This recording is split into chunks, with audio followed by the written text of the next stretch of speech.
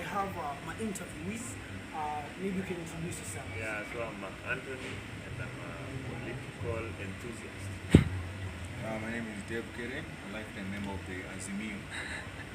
And so the first question to you guys is like, what do you think of the relationship between the deputy president and the president over the first phase and the second phase of their rule? What do you think of the relationship? First of all, I can say that in the first tenure of them being in office, it was smooth because the issue of handshake had not come up. And now, in the second phase of them being in office, there was this conception of handshake after the protest. It was on Tuesday. Tuesday. Tuesday was a daily protest in this country, that is the ODM, since they lost the elections. Now they saw that because the economy of the country was at a peril and also other things, most of the state operations came to a standstill on that day. They agreed that now let's get out and meet with our brother Raila Odinga, and so the handshake happened.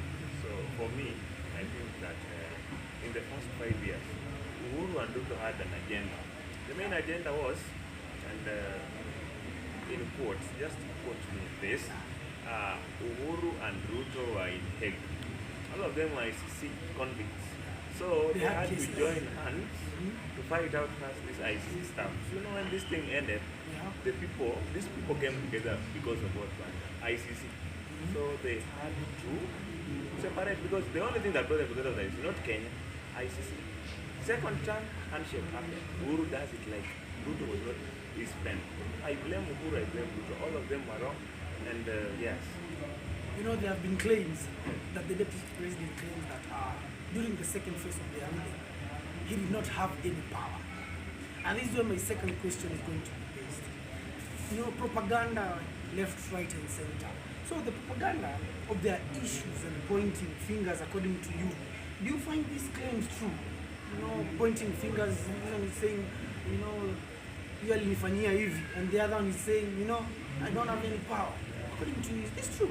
What actually happened after the handshake, Ruto saw that the relationship between Uhuru Kenyatta and Raila was actually becoming more close and tighter, you know. And so he saw this as a political threat to his ambition of becoming the next person that was going to hold office, you know, because they signed a party. It was an agreement that was made in public and also in paper that Uhuru Kenyatta would support him. Yes. Now Raila coming in the picture, he sees that this was a threat, and that is the genesis of their feud.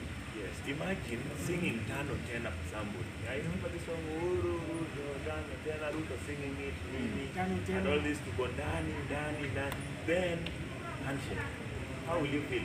So Ruto had to coin, I'll call it a propagandist type of movement called hustler.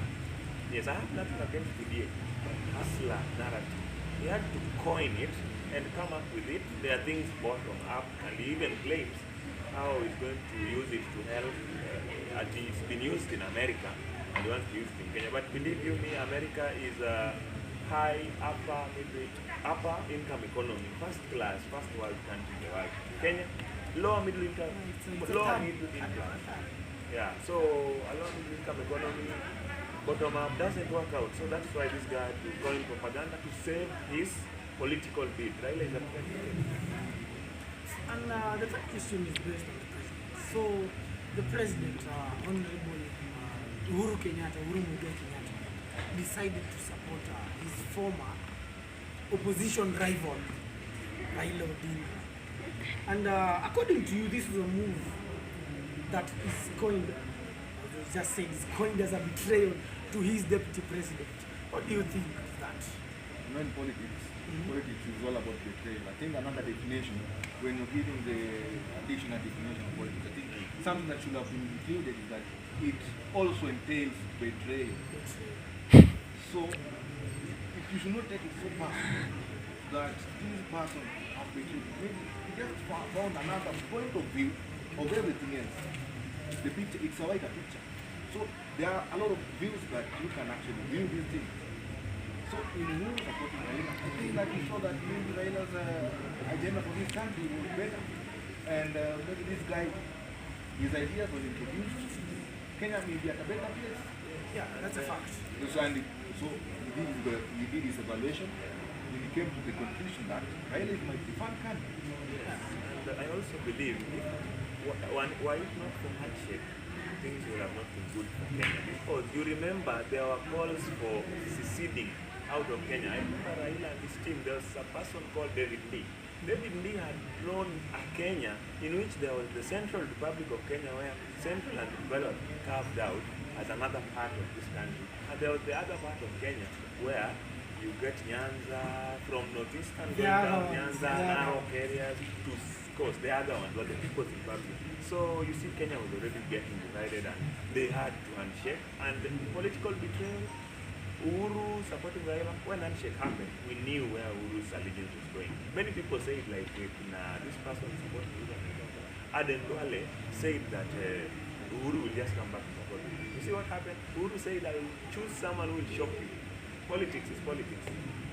And there are also claims that Jubilee Party, over the second phase of their term, people claim that ODM was part of Jubilee. Jubilee wasn't Jubilee in its own self, but ODM was the party that was making decisions under Jubilee, but not so. What do you see that? Is that true? Okay. Personally, you know, when you say ODM is part of Jubilee, it's an insult to the biggest political party in Kenya.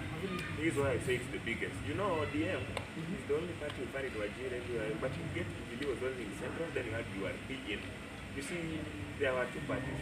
So the biggest political party really to go and get into such, no, ODM was on the opposition. But what is happening is that the opposition now was collaborating with government to make their agenda known. That's why you see Kisumu ended up being built. It was not being built before that. We were in opposition. Yeah, so I believe that Jubilee was just making its decision with the help of opposition. And I think it was a really progressive thing. But also it was detrimental to this country. Yeah. Okay, my take on that.